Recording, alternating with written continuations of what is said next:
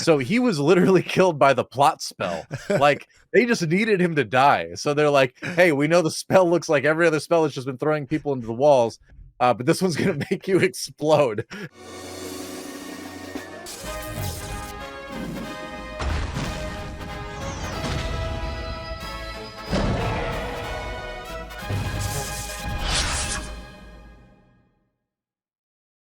This week on Nerd Legion, Doa and I are back with the second half of Season 3 of The Witcher. It is Henry Cavill's last hurrah, and I think we know why he's leaving now, Doa. Do you know why he's leaving? Would you stay on this show? I mean, after seeing the way the last 3 episodes ended up, I'd be out too. You know, I'd be like, Henry Cavill said that he wants to do things in the Warhammer universe, which sounds way cooler, actually. Warhammer 40K. We need some good Warhammer 40K live action. Like, that is a universe that is rife with wonderful, grimdark science fiction possibilities. So yeah, I don't blame him. He was a great Witcher. Probably will be the best Witcher. We'll see how Liam Hemsworth does. He's a fine actor. We'll see how he does with the role. But Henry Cavill was a special Witcher, no doubt, no matter what happens after this. Even though he spent most of his last few episodes either infirm, unable to talk, lying on a bed of moss, or just not there. Just not in the desert with Ciri. Just absent, you know. And I have to say, Doa, after our last conversation where it appeared that this upcoming battle and the realization of Vilgefortz's betrayal, it looked like it was going to come to a very interesting head, and that would be the rest of the season. I was excited too. And yet, so they basically mashed all of the intrigue, the climax of the intrigue into a single episode, which was episode 5. Then we got a way too long sequence of Ciri in a desert with an inexplicable unicorn.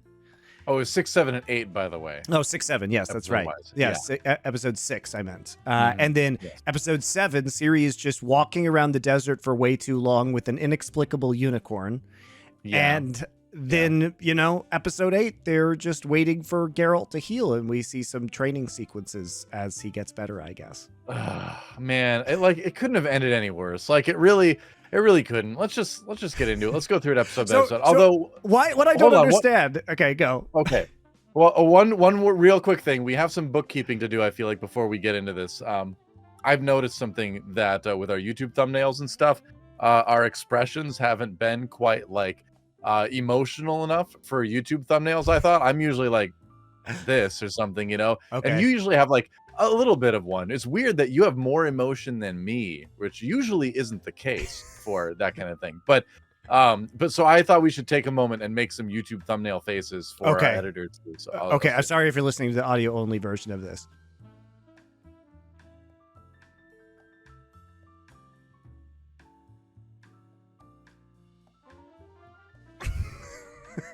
There you go. Okay. That'll keep you good for at least, the rest of the year, I think. All right. Okay, that done with. Episode 6. So we had a lot going on. We had too much going on. The thing that stood out to me the most was actually a follow-up from the earlier episode that I talked about, where the old wizard Geralt started having a heart attack. And I was worried about this. Remember, I said, don't give the oldest wizard on the continent the horny juice because it is going to be hard on his heart. And what happened in this episode? He had a heart attack. So I'm just going to say, I warned you, Geralt. You should know better. They should take care of him better. They should know not to give the old men the horny wine, right? It's not good for your constitution at that age. Nope. Your heart. Yeah. I really wish, Doa, that everything that happened after episode 6 had just been pushed into season 4. And I wish we could have gotten more of a build up for episode 6 throughout all of the next 3 episodes. I wish we could have had a better setup to the battle that was happening.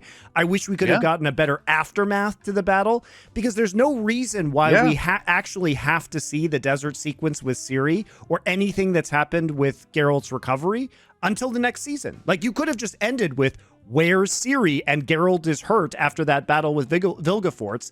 And then you could have spun out this really cool political intrigue that they had set up between all the wizards in a much more satisfying way. But instead, we just get 40 minutes of Ciri walking across some sand dunes, and that apparently is the hypest part and the climax of the season.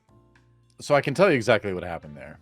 I have the ability to see into the minds of Hollywood scriptwriters and showrunners.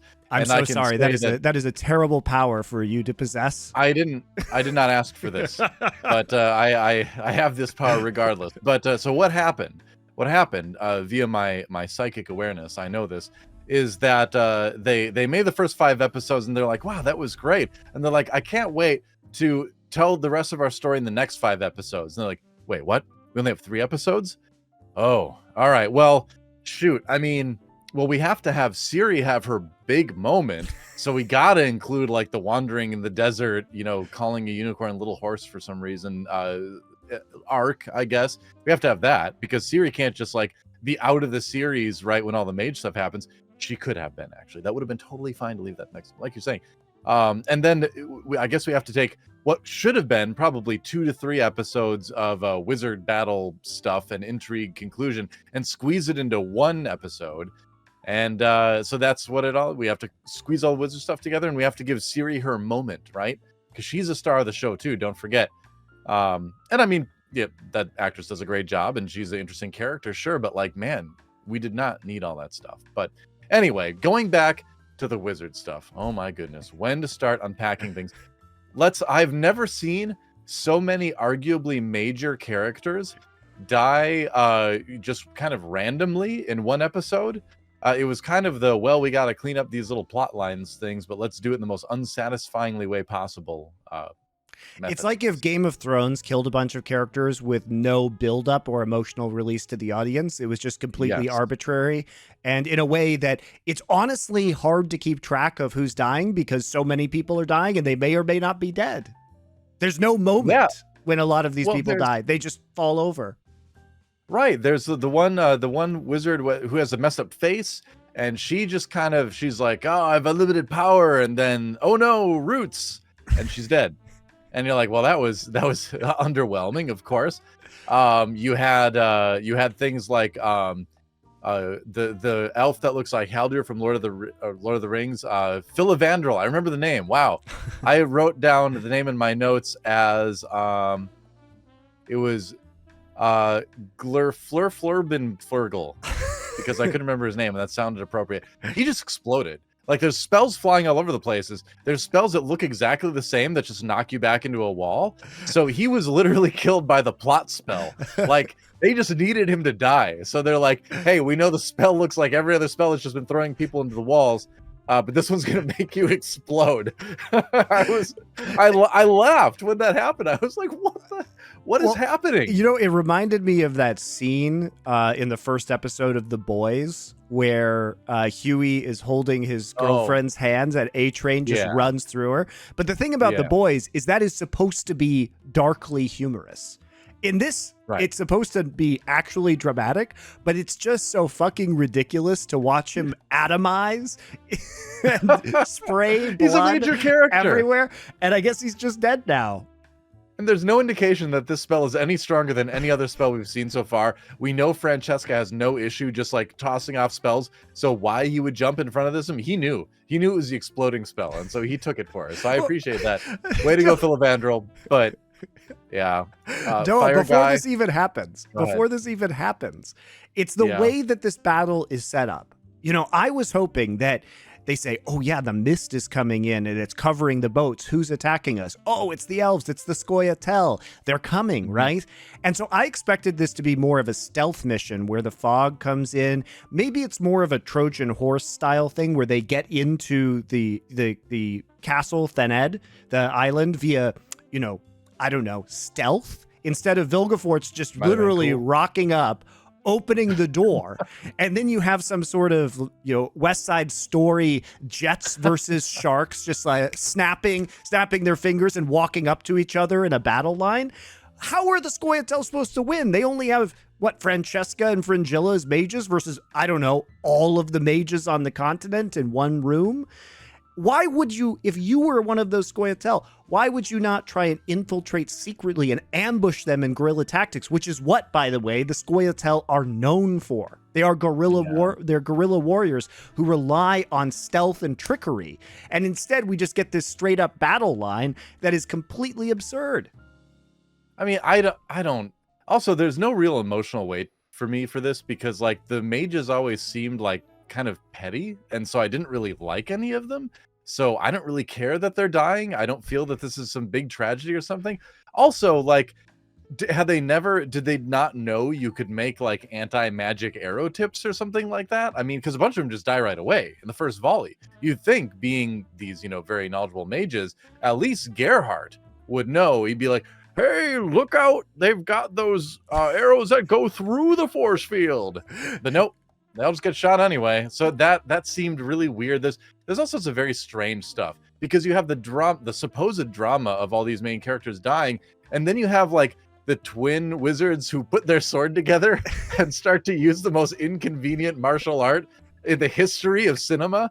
Like, I've never seen anything that is literally the dumbest fighting thing I've ever seen on the screen. I'm just gonna put that out there. There's nothing dumber than putting your two swords together and then trying to move together as this awkward, clumsy-looking unit. It's like if Darth Maul had a twin and they tried to fight with just one double-bladed lightsaber. It is the dumbest thing I've ever seen. It was truly the Pacific Rim of swords. I guess so. Yeah, they were interfaced, man. They were linked up, but then they just unlinked later and died anyway. So I don't know. One stabbed the other one. In fact, accidentally. Guess they should have stayed linked. But to your point about the dimeridium tipped arrows, I absolutely loathe things like this because, as we know from both the show and the game, and I assume the books, even though I haven't read them, it's not that dimeridium is super rare. In fact, even at the keep, when Dijkstra has all the mages locked up, they have like, I don't know, 15 pairs of those dimeridium cuffs just to make sure that those mages aren't casting any spells. And at least in the games, there are dimeridium cuffs that you find on the ground just everywhere, right? And so if they had this material in abundance to make manacles for mages to control their magic, did no one at any other point in history think about putting a tiny amount on the tip of an arrow to shoot through magic? And this is so reminiscent of the scene in the newest Star Wars trilogy where they use hyperspace to destroy the ship, which completely breaks the cinematic universe, because if you could do that, why would you not have done that a million other points in time in the history of the Star Wars cinematic universe? Similarly, in The Witcher, if it was so easy to screw with mages' protective magic, what would have happened to any of the battles where these mages were wielding enormous powers and defeating entire armies, like we saw in season 1 when they were fighting Nilfgaard? Because they're just people. So if you can get through their protective spells by simply using dimeridium-tipped arrows, why wouldn't you have done that every other time? It would have been really easy to kill them with 1,000 archers in that case, right? So I just hate things like this because it ruins the entire world that you've built up. Why not just make swords out of it too? Or armor out of it? Or just like a bunch of other more practical things out of it, Why not make like a grill out of it and just bite the mages? Like, you could do all sorts of things with this and nobody's using it. I don't know. There's no explanation for it. The strangeness continues though. For instance, Cahir is with them, but also Fringilla is with them, but yet they don't know the other is with them until they randomly meet when they're like cowering from like the lightning attack. I'm like, there wasn't a whole lot of boats. You'd think you would notice each other, being like the only like non-elves in the crew, By the way, how did Cahir get out of that? One scene, he's cowering behind a stone with her with lightning all around, and the next scene, he's suddenly like out on the plains, like confronting Ciri and asking her to kill him. Like, how did he get out? Begging her to kill him, which, by the way, doesn't fit with his character. Because remember, he had to assassinate his elven friend to win back the good graces of Emir. So apparently he killed his friend just to go on this mission so that he could then die. He started What? feeling bad about it later. What an asshole this Yeah. guy is. He literally murdered someone else to go on a suicide mission. Imagine how much of an asshole you have to be to do that, Noah. Yeah, I mean, his character doesn't really seem to have any sort of consistency. Like, I get that he's supposed to be like conflicted and tortured and all that, but there has to be like some logic to it, right? There has to be some sort of like what he does should make a kind of sense, and it doesn't. It just seems like every 5 minutes he's deciding to do something completely different. So I kind of liked that character before, but now he also is going into battle where he could easily just die. But he has to go kill a bunch of these mages first before he begs for death himself. Oh, he fights the twin mages with the dual sword thing, doesn't he? Yeah, that's right. Yeah, had to do that. We couldn't have had the episode without that scene. That's for sure. That was necessary. Yeah. Oh, I also have a note that this episode, I don't know if it's possible, but I would love to include at this point in our video a supercut of people telling each other to go. Because that's like what half of the dialogue in this show, in this particular episode was somebody telling someone else to go. Go, go, go, go, go. Like every scene, someone was telling someone to go. It was so weird. Go! Go! Let's go! Go. Go to her. Take a search party and go. Go. Go. Go! Go. Go.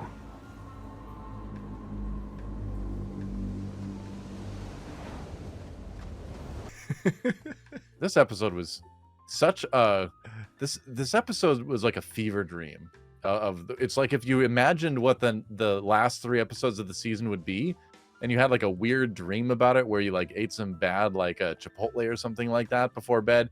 I mean, there's no such thing as bad Chipotle, but I digress. Sponsor us, please, Chipotle. And you have this weird dream where everything's just moving too fast and nothing makes sense and all that, and you know, that's what this episode was, you know. It's the same concept as the rest of the show. As we've discussed previously, it's a bunch of cool scenes independently that everyone just forgets about the instant that they're done, and then no one ever refers to again. Yeah, we didn't even get to see Stregobor have like a cool moment, you know, where like, sure, he's like a jerk and he's racist and awful, but he was about to do like cool fire magic stuff, and we're like, all right, well, that'll be neat, and he just goes, "Oh, I hate elves!" Kaboom! Because everything else about this show is just so blatant, and there's no room for interpretation. Especially because around the racism stuff, they just made it as explicit as possible with Stregobor, where they just come out and he's like, "Yeah, I am a racist. I hate elves." I expected him to summon like a giant burning cross just to like drive the point home that he is a racist. No. That's what I expected. That's the level of subtlety that these writers are on. There's no reason that Stregobor is a racist, by the way. He just is one, and he's like, yes, finally I get to burn up some elves because I'm racist. I at least thought we would get like a cool fire magic scene, you know, because the rest of all the other comment, everything else was it's like force fields and like little wavy lines. Like I'm like, okay, let's get some like real magic going, you know, but like no, we don't even get that. For all the excess of all the other stuff we don't want in the episode, we don't even get like a neat, you know, special effects scene like that. We got the lightning. We did. That was actually kind of cool. That was pretty cool. I did like that. That it was supposed to be the sort of like last resort spell to sort of like defend the thing. I like the idea of that. But again, like it had no emotional impact for me. I don't care about Tisea. She's kind of a dupe at this point. And you know, and the whole scene, everything felt way too rushed. That when that scene happened, visually it was neat, but then I didn't really feel anything, you know? Not that I watched The Witcher to feel things per se, but you at least want to have some sort of attachment to what are supposed to be the main characters, right? Yeah. You'd think so. Yeah. It just lacks because this was so sped through, everything really just lacked emotional weight. I think that this could have been a much slower role for, you know, what is Dijkstra's plan while this is all unfolding? Yeah. And can we build up to the battle? Like I said, by having the Scoia'tael like quietly infiltrate, and maybe people are distracted by Dijkstra, or maybe people are distracted hunting down Vilgefortz. Because instead, Vilgefortz literally just walks into the courtyard, turns his back to Tisea, who could just kill him, right? Could just kill him. She's got an exploding spell. Turns his back to Tissaia and just opens the door and then walks away slowly. And Tissaia does nothing. Yeah. He's like, I got a scene where I got to beat up Geralt. I'll check you later, former girlfriend. And there was okay. So it was just a lot of minor to slightly major characters dying to either tie up loose ends or move the plot along. We had the little like the drunk mage guy who is sort of like kind of a side character who Philippa disrespected so much that she killed him as a bird. Which, like, whoa, that is some major disrespect. That's a wizard teabag right there, where like you don't even take your own form. You just like claw out his eyes and brain or whatever. You just kill him as a bird. He was such a bad wizard. He just got clawed to death by a bird. Like, come on, drunk mage. I mean, he wasn't even that drunk at the time, I don't think. There's no excuse for that. You can summon big force fields. Why can't you summon a little one over your eyes? He didn't expect the owl just to fly in and claw out his eyes. We don't know he's dead. He could just be blind. But. Sure. I mean, he seemed pretty dead, but still, like that was a bit of a swag move by Philippa to be like, I'm just gonna kill you as a bird. Yep. Yeah. There you go. Well, so anyway, Vilgefortz fights Geralt. Which is a very cool scene, by the way. I kind of liked it. Okay, we agreed on that. Okay, every time there's combat in this show, it's wonderful. The fight choreography is great. The way it's shot is great. Except for the two-sword thing. Look, almost all of it is great. It was incredibly cool to see Vilgefortz summoning the staff from different directions and the way the fight was playing out. I thought it was exceptionally well choreographed. As I said, the Blaviken scene in the first episode is one of my favorite fight choreography scenes, period, ever. And this one was really good as well. We also get another good one towards the end of the show in the bar when Ciri is finally out of the desert. So overall, I find the fights to be some of the most creative and interesting parts of this show. And big credit to the actors, and especially Henry Cavill, who's been able to, I assume, do most of his own stunts on this stuff, it looks like, and do the swordplay, which has been very impressive. Mm-hmm. Yeah, that scene was cool. And it almost reminded me of way back when, in the late 90s when The Matrix came out, and we had some fight choreography that was really kind of on a level that hadn't been seen before at the time. At least not in American cinema anyway. You can go back and look at some of the Kung Fu stuff from earlier, and there's really good stuff there too. But as far as like mainstream American cinema, we hadn't really seen fight choreography, in my opinion, on that level. And I feel like this show kind of reminded me of that a little bit, where the staff thing was really unique, you know? That he's doing this thing where he's making his staff disappear and then reappear exactly where he needs it to block. That is how a cool like martial wizard should fight. That was really awesome.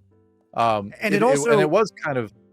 Oh, go ahead. It also makes sense that he would kind of cripple Geralt and then leave because his pressing concern is dealing with Ciri. So the whole sequence, I thought, was really well executed. Geralt gets into a fight that he knows he's probably going to lose because of how powerful Vilgefortz is, but his overwhelming priority is to stop this guy and to protect Ciri. And, you know, Vilgefortz sticks around just long enough to like break Geralt's back and his leg, and then he needs to go. You know, he doesn't deal the coup de grace. He just leaves and tries to go pursue Ciri because he knows that time is of the essence, right? I thought he was going to portal him somewhere because he was like drawing the circle around him with the staff. I was like, oh, is he going to open up a portal and drop Geralt somewhere? That would have been cool. But no, it was neat either way. But I agree. That was the one redeeming scene of the episode. But again, the episode should have really been 2 to 3 episodes. And where the first quote unquote half of the season is 5 episodes and the second, again, quote unquote half of the season is 3 episodes, you can definitely tell that they thought they were going to get another 5. And for some reason they did not. I don't know what that reason is. And so we had to have things kind of adjusted. And I think, unfortunately, they didn't do a very good job of that. They crammed way too much stuff into this episode. And then we get into episode 7. I suppose we can move on to that. And that moves too slow and not enough happens. So I felt like it was weird that we had an episode that did too much. And then episode 7 didn't seem to really do enough, you know? Yeah, because I think it's a perfectly fine cliffhanger for Ciri to reveal the monolith that's in the tower and then have it explode and the audience wondering how she is, because you assume she's probably okay because she can open portals using the monolith. That's been very well established to this point in the series. But I do think that leaving us in suspense for the next season would have been the better move in regards to Ciri, because you could have also started the next season very slowly and more methodically exploring Ciri's character at that point in time, instead of it feeling like a really massive pacing problem and anticlimax from the previous episode in this battle, because Ciri's just dropped into the middle of this desert.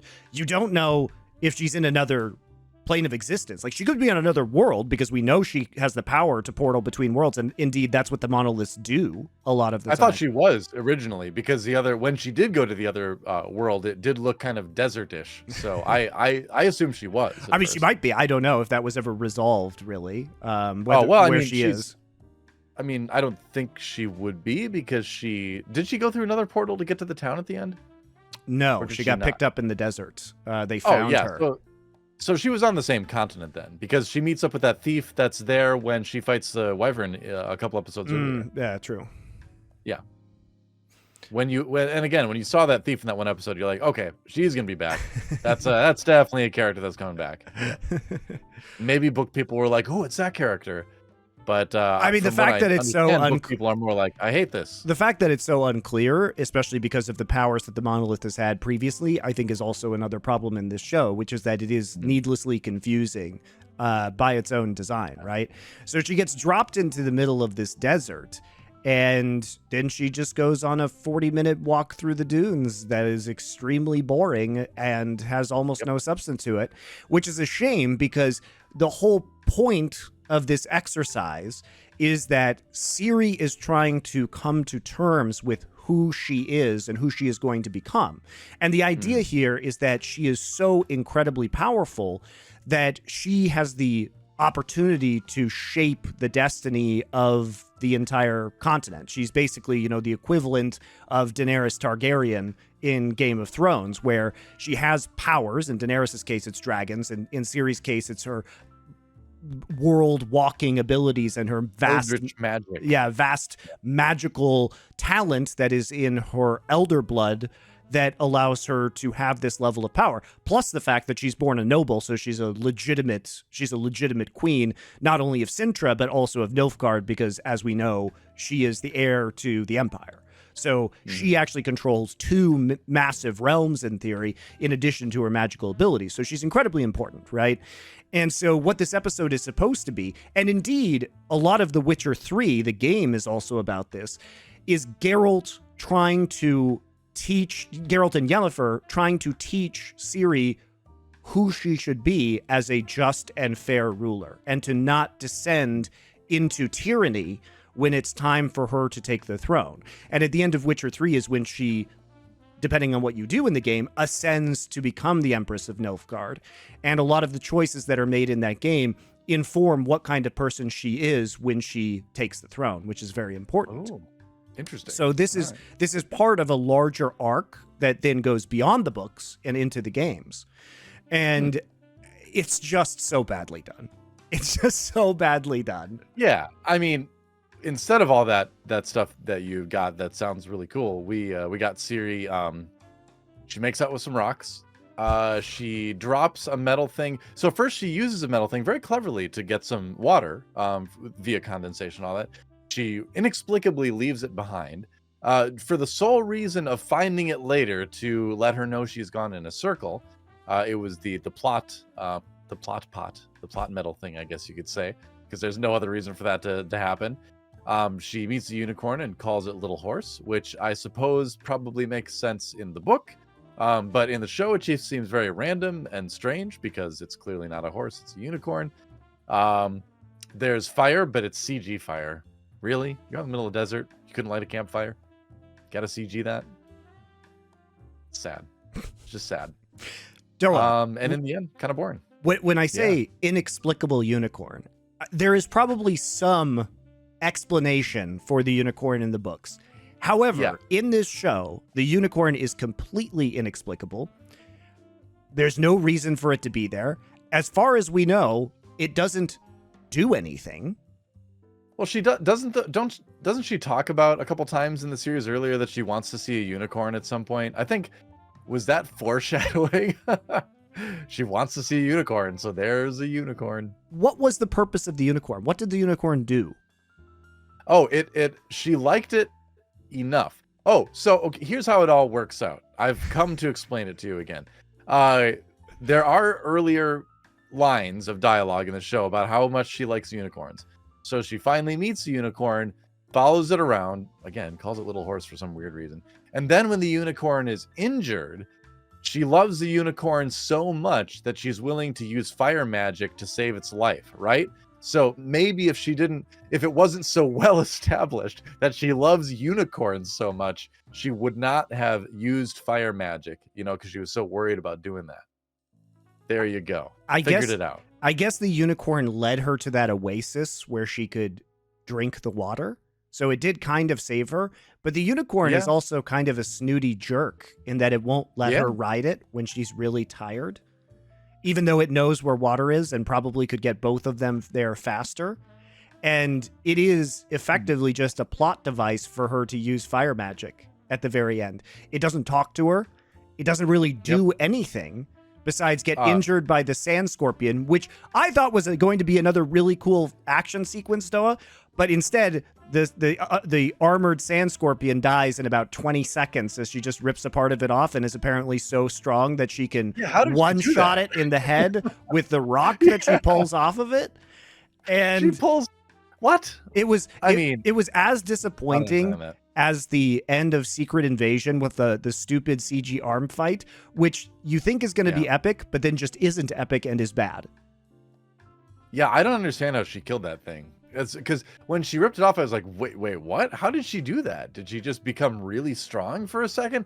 And then it's not sharp. It's clearly like it's a very dull, bulbous piece of chitin, of armor or whatever. And she just bashes it on the head. And you're like, I don't think this person is strong enough to do this, but we need the plot to move along. So congrats. The unicorn already got hurt.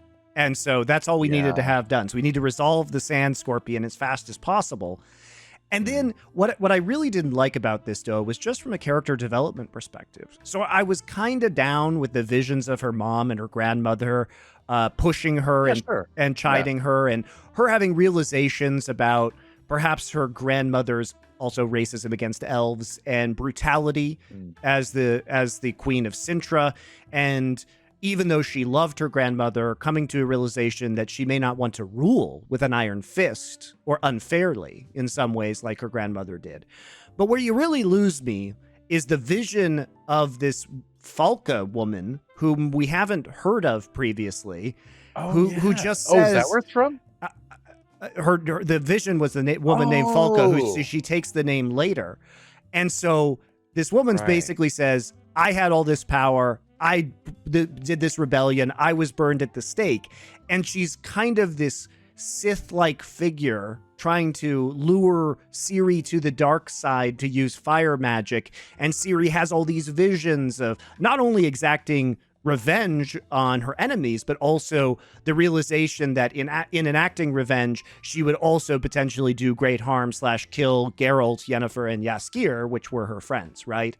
And that was the price that had to be paid. But this Falca woman who is dead, and it's never explained where these visions are coming from, because they must be supernatural, because they're not coming from her own mind, because she doesn't know who this person is, right?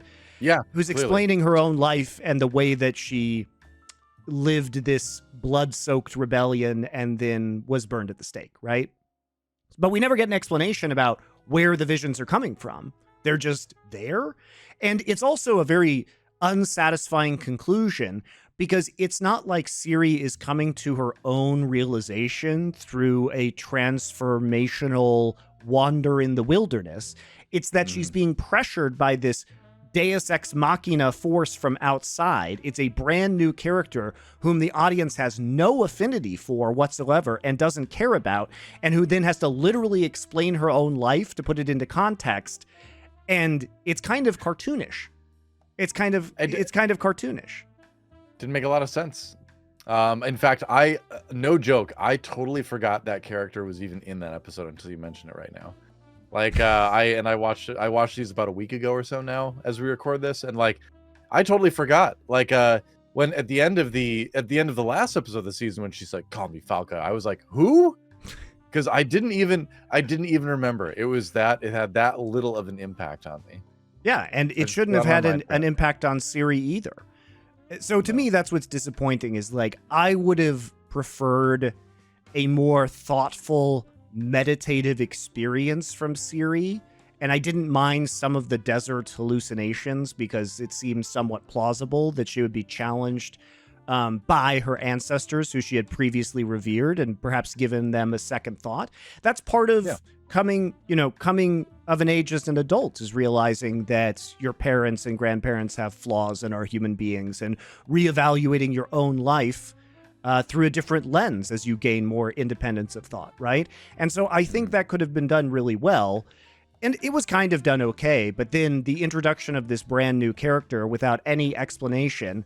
So we just have two inexplicable occurrences, this Falca character showing up and this unicorn showing up. And because none of them are explained why they're there, and we have no emotional connection to either of these things prior to this, the whole event just feels rather forced and hollow as a result. Yeah. So anyway, she does fire magic. And my last note for that episode is it's kind of a boring episode, because it was. And that brings us to the final episode of the season, episode 8, which, calling it the best of the 3 episodes is kind of like calling Phantom Menace the best of the 3 Star Wars prequel movies. It's maybe the best of the 3, but it's still not good. And that's where we're at with this particular one, where most of the episode is Geralt lying on a mat and eventually kind of training a little bit more, which we don't want. It's the last episode of Henry Cavill as Geralt of Rivia, and we just get him like training a little bit, relearning how to be the Witcher, hilariously appearing behind a tiny, really skinny tree as if he was hiding behind it later in the episode. It's 22:30 in the show for our producer there. You can find it there. It's hilarious. It is a normal paced episode. But the questions abound from minute 1.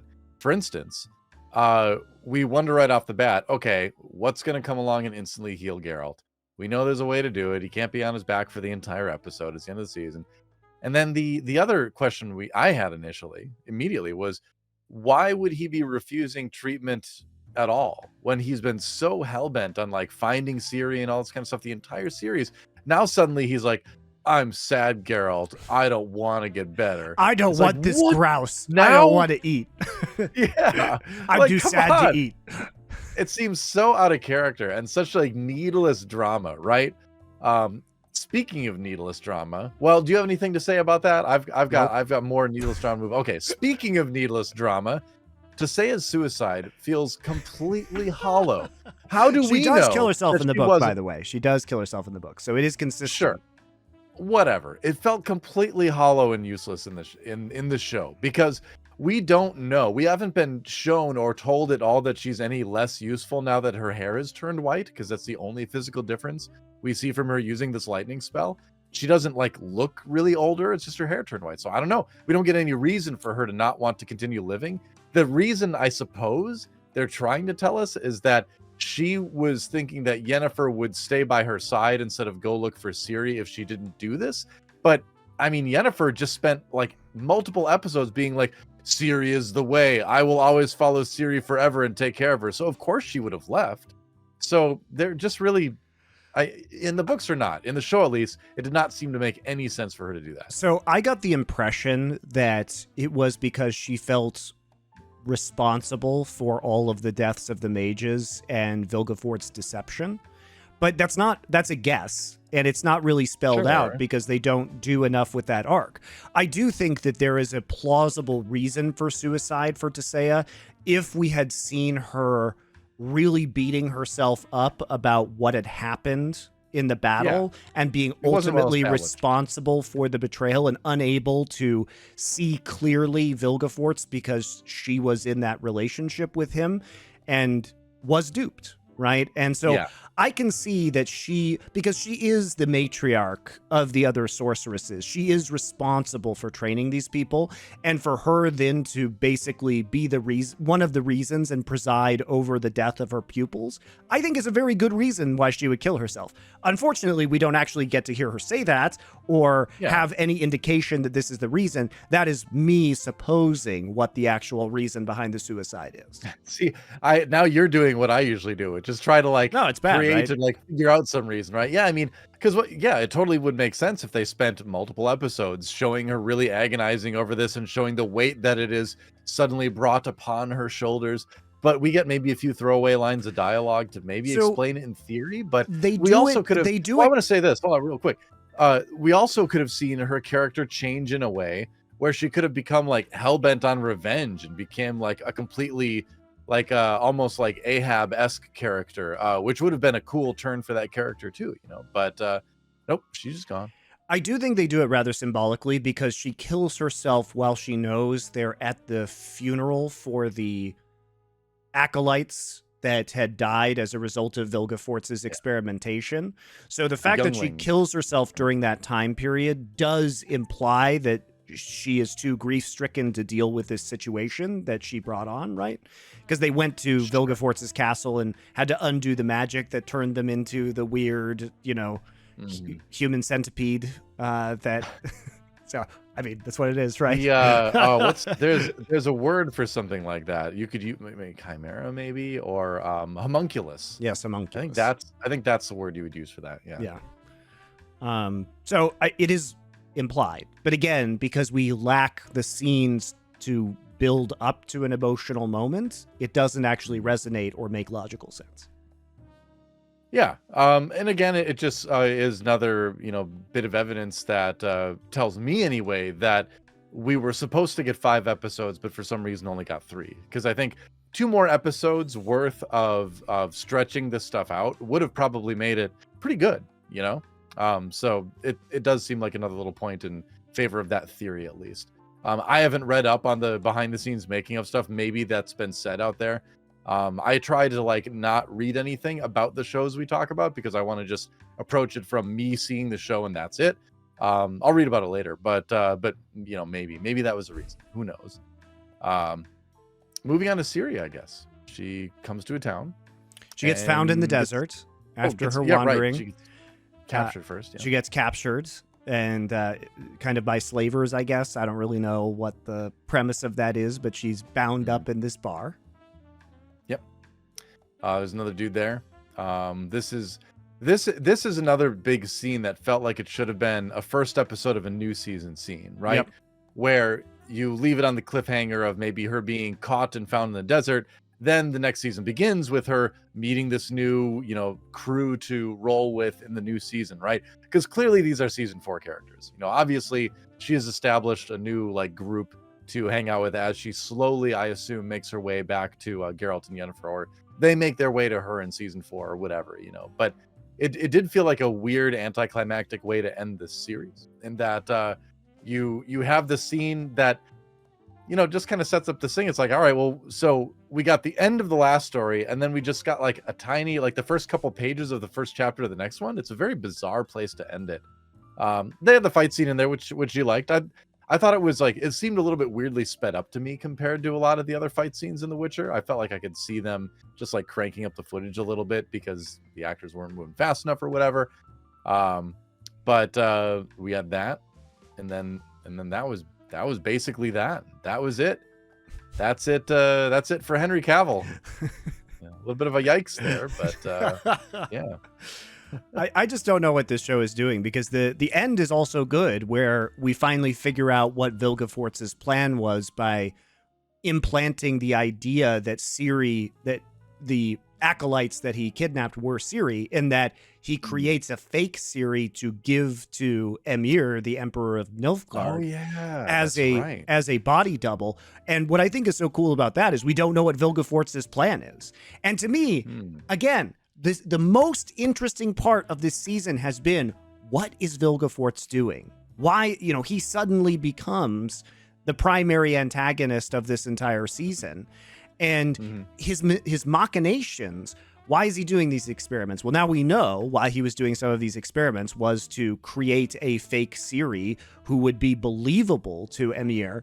And why is he doing this? Well, we have to wait and find out. And that is intriguing. Like, I love the political intrigue of Vilgefortz and his deception and the way he manipulated all of these mages to accomplish his goal and to try and help Nilfgaard win the war, which we're still understanding what he is going to get out of this, presumably a significant amount of power. And he may have designs on the throne of Nilfgaard as well, eventually, if he can get close enough to Emir through all of these various tricks. So, but this is the central interesting point of this story, and it was just thrown away. It was just thrown away. It gets interesting again, like I said, at the very end, but I think we could have had a really, really cool build-up around Vilgefortz, with the ending being what it is, and again, still kicking the can down the road on the Ciri desert stuff until next season, kicking the can down the road on the Geralt rehabilitation stuff until next season, where you have more of the politics, more of the battle that was taking place at the end of this show, and ended it with a giant climax and maybe a denouement of the suicide of Tissaia, rather than these very long and unsatisfying conclusions that we had and this very weird extended period with Ciri in the desert. It's a really good point. I mean, yeah, what can you say? There was definitely much better ways to do it. I feel like it did get a little bit studioed to death, if that makes sense. One thing I feel like I learned over the course of this series so far is that if you are a wizard, there's a pretty good chance that at some point in your career, half of your face will be disfigured, because it happens a lot more than you'd expect, right? You have the one lady who's like got, her face is messed up on that, or the jaw. Fire guy, who we didn't even talk about him, he's dead, by the way. Geralt cut his head off. But before that happened, half of his face was disfigured. And then poor Vilgefortz, half of his face is disfigured as well.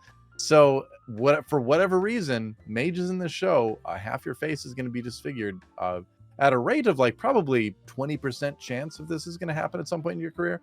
It's kind of dangerous. But Yennefer had a disfigured face and then used magic to undisfigure herself. Consider this. She went the opposite way. The other mages don't want to do that, though, I guess. Why didn't Vilgefortz do that? Or even bother using like a illusion? She was disfigured through birth defects, so maybe that's easier to fix than being disfigured by magic. Because Vilgefortz was disfigured in the tower explosion, right? That's true. But he didn't even bother putting an illusion over it. Like, what's her name? I don't even remember that character's name. Like, who's or what's it? The disfigured. Yeah, like Gerflurberflarbener, the elf that exploded. Yeah. Well, Doa, do you have final thoughts on the season of The Witcher? I feel like I was just baited. I thought this was going into a really interesting place with this battle and this big buildup, but instead they shot their load in one episode, and then I just had to suffer through extremely boring scenes in the desert where I had hoped we would see actual character development from Ciri, but instead we just got inexplicable unicorn and inexplicable hooded woman randomly there, and not really showing Ciri with her own agency about coming to her own conclusions. Yeah, I mean, what can you say? I'll say it again. I think this season got studioed to death. I think it was a lot of, I don't know if it was like focus groups or people like, we need to do this and this and this.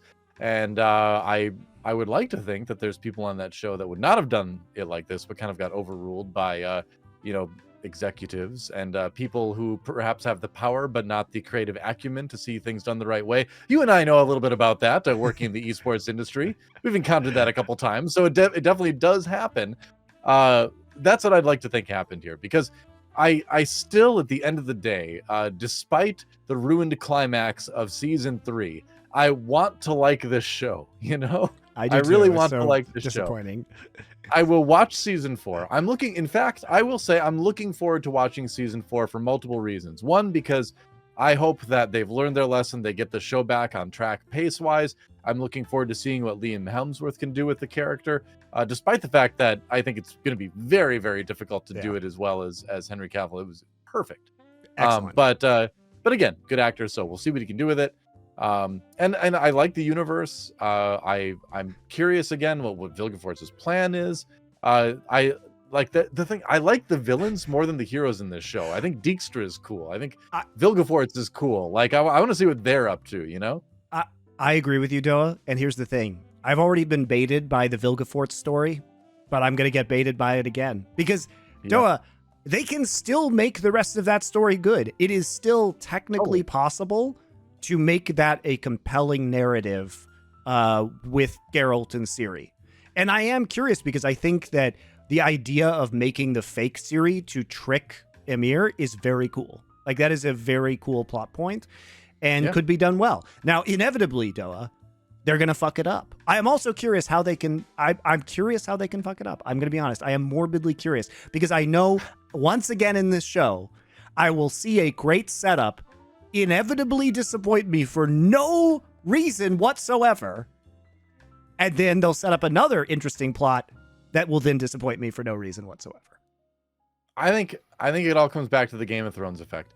Everybody wants to be Game of Thrones. You know, they wanted their Red Wedding episode where a bunch of people die and it's a big drama and all that, but they just crammed way too much in there and it just ended up being a big, you know, mess, right? The Red Wedding, again, making that comparison had impact because we cared about those characters and there was a ton of lead up to that one concise scene, whereas like the big like wizard battle thing, I mean, like Harry Potter did it better. I'm just, you know, and I'm not even a huge Harry Potter fan, but they did big wizard battles better. Maybe you'll be a Harry Potter fan when they remake it as a TV series on HBO, Doa. Oh, I forgot they're doing that. Oh no. I actually kind of enjoyed the books, but that's neither here nor there. It's nowhere for now, and hopefully it will stay there. So next week we're going to take a break from all of this garbage, Doa. I can't take any more Witcher. I can't take any more musical episodes of Strange New Worlds. I can't take The Witcher. Fortunately, there is no more Witcher. I can't take cartoon Star Trek. I can't take Secret Invasion. I can't take any of this. So what we're going to do is we're going to do Willow because you wanted to. And yes, that's what I will. System of the Down said, I wanted to. Yeah. I will not be watching the deleted Disney Plus show, which you can only get through illegal means, I assume, these days. Because they have taken it off the streaming platform. So I will rewatch Willow and then we can discuss it and you can regale me with tales about what happened in the TV show, to which I will react with incredulity at how dumb I know it is. But I don't know anything about the TV show. So what you're going to do is just tell me. In fact, we might play a little game. You can say, did this happen in the TV show? And half of it can be made up. And half of it can be real, and I have to guess which one it is. I've got one for you right off the bat then. Here's your first question of, did this really happen in the Willow television show? Let me think. Okay, I got one. Okay. They end every episode with a cover version of a famous rock song. True or false?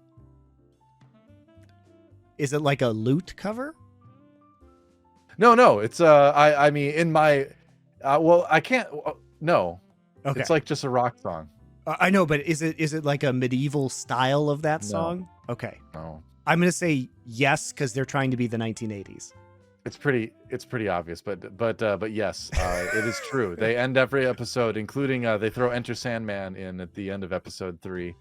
And you're just like, what's going on? What is going on in this show? There was no rock music in the original Willow movie. There was no reason for it to be in this show. It is kind of an 80s thing to do because they did have songs at the end of some of those fantasy movies that were pop. But not Willow. That era. Not Willow. You had this amazing James Horner soundtrack. Got it. And in the show, it's very. Not to get too much into the Willow show. Here's your extra bonus Willow chat at the end of the Witcher season 3 chat. Willow Disney Plus series. But it just comes out of nowhere. There's no reason. There's nothing else in the entire series that is anything that has any indication that there should be any sort of like modern rock element to the show. But they just do this at the end of every episode. And it's just annoying. Well, I will enjoy the trip of nostalgia about Willow the movie. I haven't seen this movie in probably 15 plus years, so it's been a very, very long time for me. So I'm really going to enjoy watching this again, and you guys can watch along too and come back for me and Doa Under Legion next week. See you then.